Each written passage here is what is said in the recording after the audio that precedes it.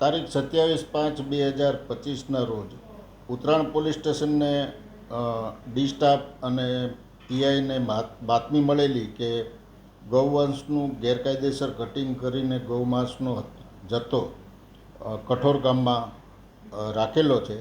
એ આધારે પોલીસે ત્યાં જઈ અને રેડ કરતાં ગૌમાંસ 197 કિલો અને ગૌમાંસ કરવાના સાધનો મળી કુલ 86,200ની કિંમતનો મુદ્દામાલ આરોપી સાથે પકડેલો છે અને એમના વિરુદ્ધમાં કાયદેસરની કાર્યવાહી કરી ફરિયાદ નોંધવામાં આવેલી છે.